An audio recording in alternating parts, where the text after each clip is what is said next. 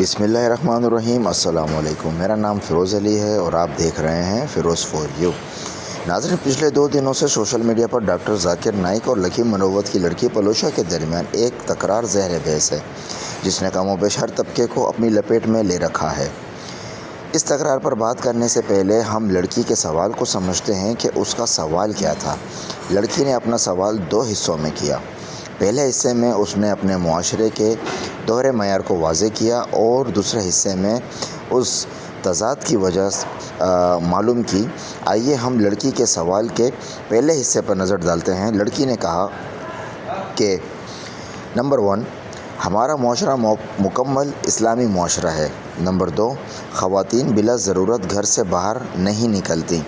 Number 3، مرد کوئی بھی نماز قضا نہیں کرتے۔ نمبر 4، ہر شب جمعہ کو دعوتی بیان بھی سنتے ہیں۔ اور نمبر 5، لوگوں کے میل ملاپ بھی جو ہے وہ مذہب کی بنیاد پر ہے۔ اس کے بعد لڑکی نے اپنے معاشرے کو دوسرا روپ بتایا کہ نشے کی لت بھی پھیلی ہوئی ہے، بچوں میں زنا بھی ہوتا ہے، مرد اور عورتوں کے درمیان زنا بھی پھیلتا جا رہا ہے اور اس کے علاوہ سود بھی لیا اور دیا جاتا ہے۔ اور پھر لڑکی نے سوال کیا کہ آپ کی سمجھ بوجھ کے مطابق اس تضاد کی کیا وجہ ہو سکتی ہے؟ یعنی لڑکی دراصل وہ وجہ جاننا چاہتی تھی جو کہ اس معاشرے کے 2 متضاد رویوں کا باعث ہو۔ یاد رہے کہ تضاد سوال میں نہیں بلکہ تضاد اس معاشرے میں ہے جس کی طرف اس لڑکی نے اشارہ کیا۔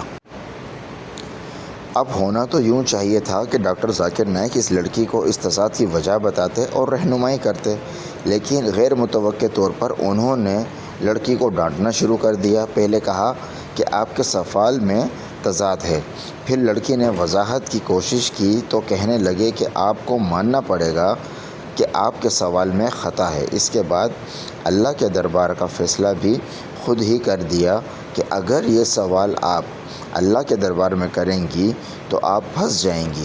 کسی پر الزام لگانے سے پہلے 10 بار سوچنا چاہیے۔ لڑکی نے دوبارہ وضاحت کی کہ آپ کو ماننا پڑے گا۔ لڑکی نے دوبارہ وضاحت کرنے کی کوشش کی تو ڈاکٹر ذاکر نائک نے باقاعدہ زبردستی کرتے ہوئے کہا کہ آپ کو یہ ماننا پڑے گا، آپ کا سوال غلط ہے۔ اگر آپ نہیں مانیں گی تو میرا جواب ختم سمجھے۔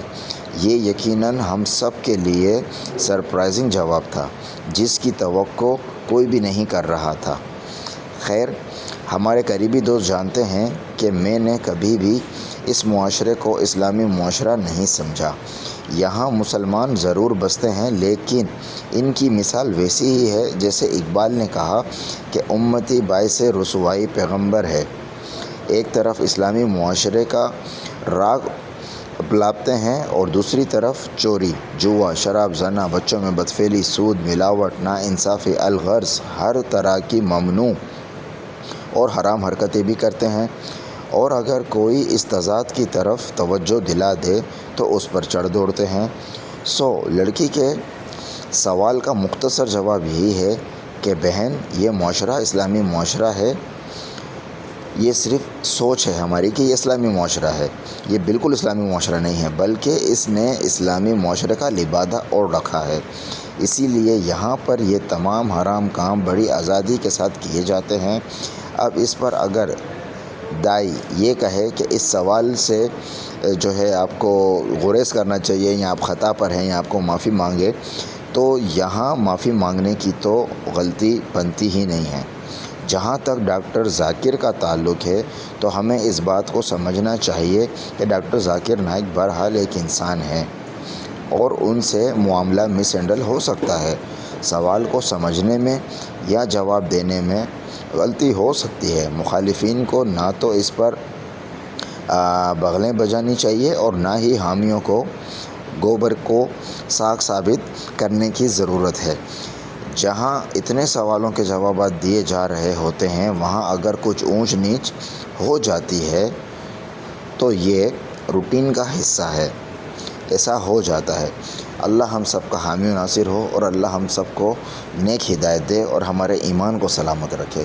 ویڈیو سے متعلق اگر کوئی بھی آپ بات کرنا چاہتے ہوں، پوچھنا چاہتے ہوں تو نیچے کمنٹ سیکشن میں اپنی قیمتی رائے سے ہمیں ضرور آگاہ کیجیے گا۔ آپ جہاں بھی ہے اپنا اور اپنے پیاروں کا بہت سارا خیال رکھیں۔ ملتے ہیں اگلی ویڈیو میں، تب تک کے لیے اللہ حافظ۔